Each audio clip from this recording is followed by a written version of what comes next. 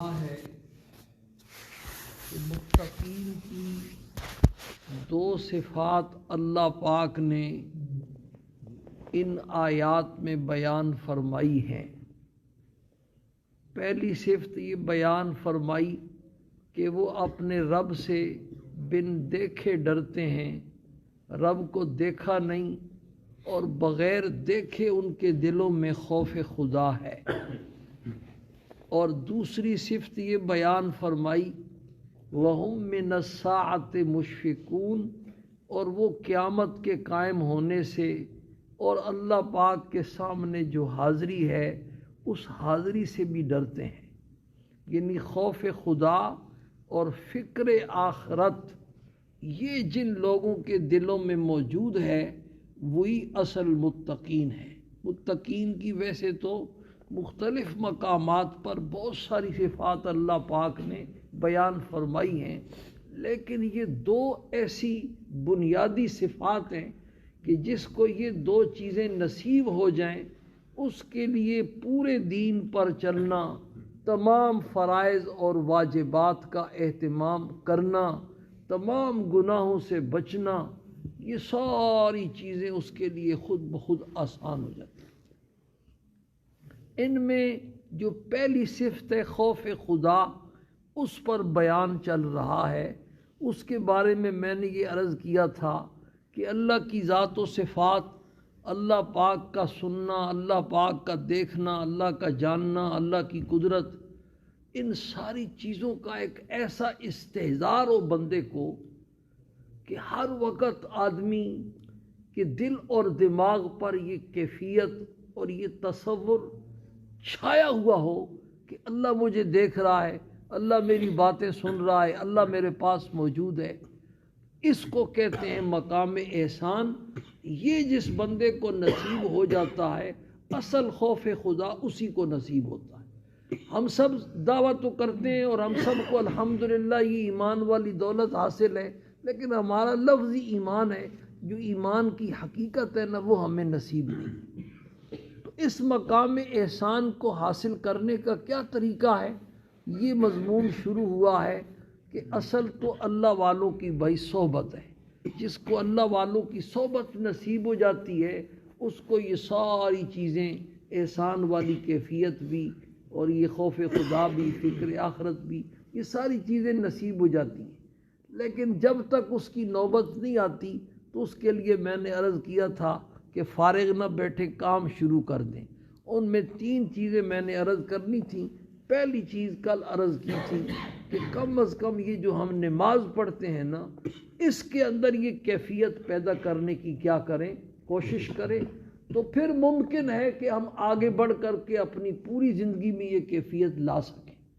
اگر نماز میں یہ کیفیت نہیں پیدا ہو رہی ہے تو پھر باقی زندگی میں پھر پیدا ہونا ظاہر بات ہے بڑا مشکل ہے۔ اب نماز میں یہ کیفیت کیسے پیدا ہوگی اس کے بارے میں کل میں عرض کر چکا ہوں۔ یہ تو گزشتہ بات ہو گئی۔ دوسرا جو کام کرنا ہے نا یہ احسان والی کیفیت پیدا کرنے کے لیے وہ ہے مراقبہ۔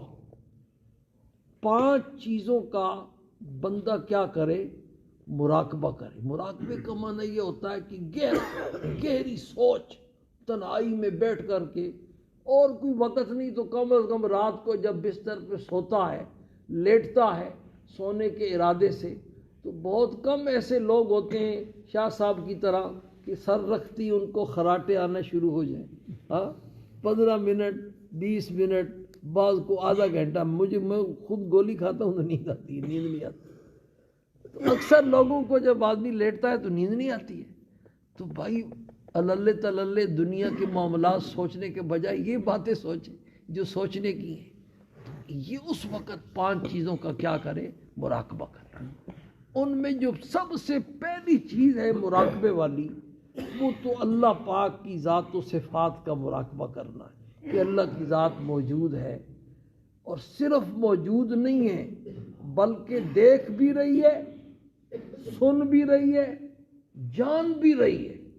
ہمارا ایمان ہے کہ زمین و آسمان کا کوئی کونا ایسا نہیں، کوئی چپا ایسا نہیں کہ اللہ کی ذات وہاں موجود نہ ہو۔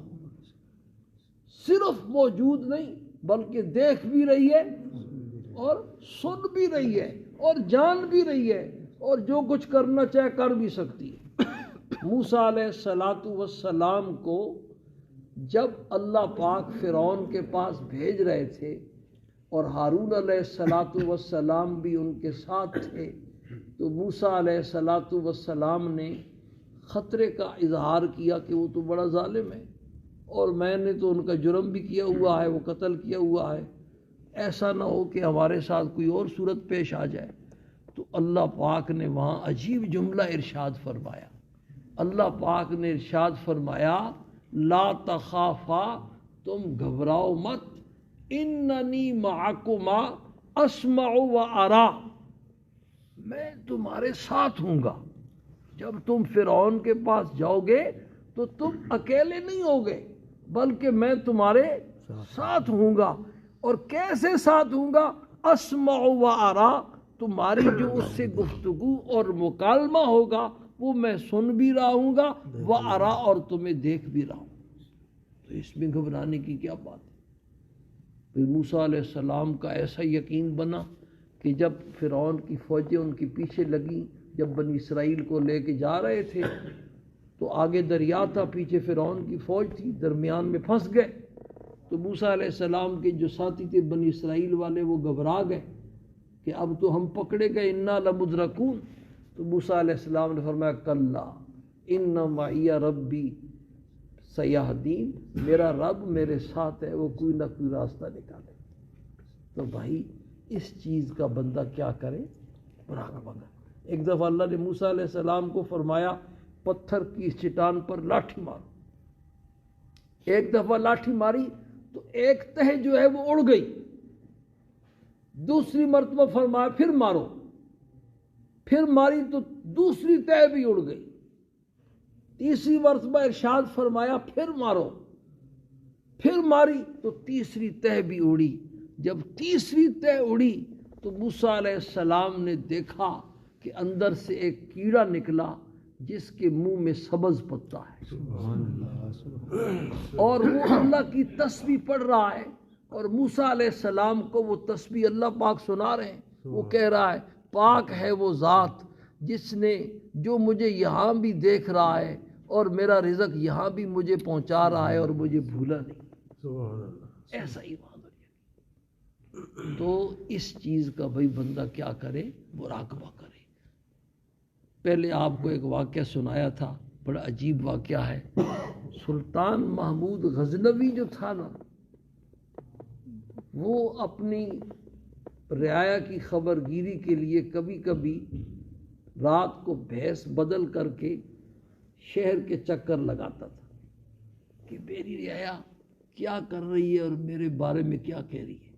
ایک زمانے میں چوریاں شہر میں زیادہ ہو گئی تو سلطان پریشان بھی تھا، تو اس نے لباس بدلا اور باہر نکل کر کے جو ہے نا چکر لگانا شروع کیا۔ رات کا وقت ہے، رات کی تاریکی ہے، تو اس نے دیکھا 5-7 آدمی ایک جگہ جمع ہیں، وہ سارے چور تھے۔ یہ بھی جا کے ان کے ساتھ بیٹھ گیا۔ تو انہوں نے پوچھا تم کون ہو؟ اس نے کہا میں بھی تم ہی میں سے ہوں۔ تو انہوں نے آپس میں مشورہ کیا کہ آج کیا کارروائی کرنی چاہیے۔ انہوں نے مشورہ کیا تو انہوں نے کہا بھی کارروائی کرنے سے پہلے ہر آدمی اپنا کمال بتائے، پھر اس کی روشنی میں ہم فیصلہ کریں گے کہ آج کہاں کارروائی کریں۔ تو ان میں سے ایک جو تھا اس نے کہا میرے کانوں میں ایسی قوت ہے اور ایسی طاقت ہے کہ میں کتے کی آواز جب سنتا ہوں نا تو پہچان جاتا ہوں کہ کتا کیا کہہ رہا ہے، کتے کی بولی میں سمجھ جاتا ہوں۔ دوسرے نے کہا میری آنکھوں میں ایسی طاقت ہے کہ میں رات کی تاریکی میں جس کو دیکھ لوں تو میں دن کے اجالے میں پھر اس کو پہچان جاتا ہوں، یہ فلانا اس کو رات کو میں نے دیکھا تھا۔ تیسرے نے کہا میری ناک میں ایسی طاقت ہے کہ میں مٹی سونگھ کے بتلا دیتا ہوں کہ یہاں خزانہ دفن ہے۔ چوتھے نے کہا میرے ہاتھوں میں ایسی طاقت ہے کہ مضبوط سے مضبوط دیوار کیوں نہ ہو میں اس میں سوراخ کر دیتا ہوں اندر جانے کی۔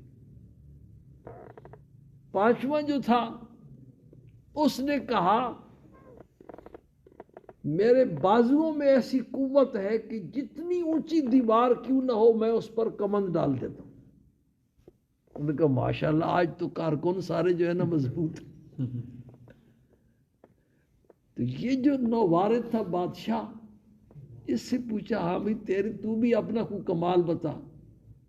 اس نے کہا میرا کمال یہ ہے کہ مجرموں کو جب جلاد کے حوالے کر دیا جائے اور تختہ دار پہ لٹکایا جا رہا ہو تو میری داڑھی میں اللہ نے یہ کمال رکھا ہے کہ یہ حرکت کر جائے نا تو ان کو رہائی مل جاتی۔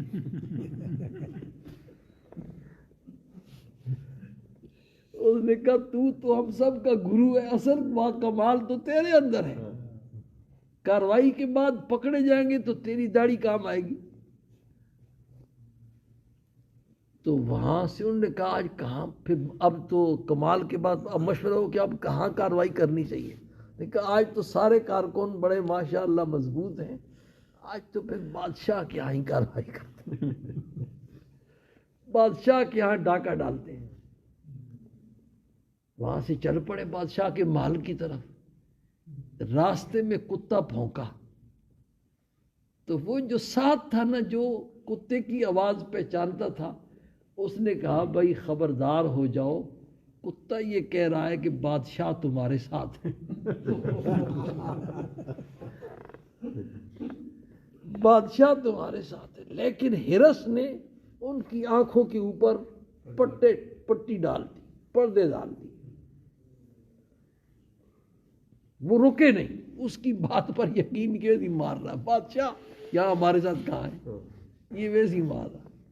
بہرحال گئے آگے، اور جس کے ہاتھوں میں طاقت تھی اس نے وہ سوراخ کیا، دوسرے نے کمند ڈالی، اندر پہنچ گئے۔ پھر جس کی ناک میں جو ہے نا خوشبو سونگنے کی طاقت تھی، اس نے خوشبو سونگ کے بتایا یہاں خزانہ مدفون ہے، کاروائی کی۔ سب نے، بادشاہ نے ان سب سے پتے بھی لے لیے تھے بھی دوبارہ پھر جو جمع ہوں گے تو کیسے جمع ہوں گے۔ کاروائی کر کے صبح جب دربار لگایا بادشاہ نے، تو بادشاہ نے پولیس والوں کو کہا فلاں فلاں جگہ سے فلاں فلاں کو پکڑ لیں، گواہ کی ضرورت تو ہے نہیں۔ ان سب کو پکڑ کے لائے، اور بادشاہ نے ان سب کا وہ صراط والا بیان ان کو سنایا اور کہا گواہ کی ضرورت نہیں، میں خود تمہارے ساتھ تھا۔ وہ کتے والا صحیح تو کہہ رہا تھا، تم نے اس کی بات نہیں مانی۔ بہرحال بادشاہ نے حکم دے دیا کہ ان کو پھانسی دے دو۔ اب جب پھانسی دینے کی نوبت آئی نا، تو وہ جس کی آنکھوں میں یہ تاثیر تھی کہ وہ رات کے اندھیرے میں جس کو دیکھے تو دن کے اجالے میں اس کو پہچان لیتا تھا، وہ اس نے بادشاہ کو پہچان لیا کہ یہ تو بندہ رات والا ہے۔ اس نے بادشاہ کو کہا بادشاہ ہم نے اپنے جو کمالات بیان کیے تھے وہ سارے ظاہر کر دیے، کتے والے نے بھی ظاہر کر دیا، ناک والے نے بھی ظاہر کر دیا، اور یہ ہاتھوں والے نے، بازو والے نے بھی ظاہر کر دیا۔ میری آنکھوں میں یہ کمال تھا، میں تجھے پہچان گیا ہوں، تو یہ رات کو ہمارے ساتھ تھا۔ تو نے اپنا یہ کمال بیان کیا تھا کہ میری داڑھی جب ہلے تو مجرموں کو چھٹکارا مل جاتا ہے، تو بھی اپنا کمال اب ظاہر کر۔ ہم تو اپنے کمال ظاہر کر چکے، پھنس گئے۔ تو نے کہا تھا کہ میری داڑھی میں یہ کمال ہے، تو اپنی داڑھی والا کمال ظاہر کر۔ بادشاہ ہنس پڑا اور سب کی جان چھڑا دی اور خلاصی ہو گئی۔ مولانا جنہوں نے یہ واقعہ لکھا، حکیم اختر صاحب، انہوں نے یہ واقعہ لکھنے کے بعد فرمایا کہ اللہ پاک ہر وقت ہمارے ساتھ ہے۔ قیامت والے دن جب مقدمہ قائم ہوگا تو اللہ پاک کو گواہوں کی ضرورت نہیں ہوگی، لیکن پھر بھی اللہ پاک گواہ پیش کریں گے۔ تو بہرحال بھائی، ان 5 چیزوں کا مراقبہ کرنا ہے۔ ان میں سے پہلی چیز یہ ہے کہ ہر وقت بندہ یہ سوچتا رہے کہ اللہ کی ذات میرے ساتھ ہے۔ اور جب بندہ سوچتا ہے نا، یہ سوچنا، اس سے کئی علم کے دروازے کھلتے ہیں، اور یہ بہت بڑی عبادت ہے۔ اللہ نے اپنے نیک بندوں کی صفت بیان کی، وَيَتَفَكَّرُونَ فِي خَلْقِ السَّمَاوَاتِ وَالْأَرْضِ، اللہ کی زمین و آسمان کے بنانے میں سوچتے رہتے ہیں ربنا ما خلقت ھذا باطلا، اور جب وہ سوچ کر کے کہتے ہیں تو کہتے ہیں ہمارے پالنے والے آپ نے اس کو بیکار کیا کیا ہے، نہیں بنایا۔ تو تفکر فی آیات اللہ، اللہ کی قدرت کی نشانیوں میں سوچنا، یہ بہت بڑی عبادت ہے۔ اللہ پاک ہم سب کو اس کی سمجھ نصیب فرمائے۔ باقی 4 چیزیں انشاءاللہ کل۔ آخر دعوانا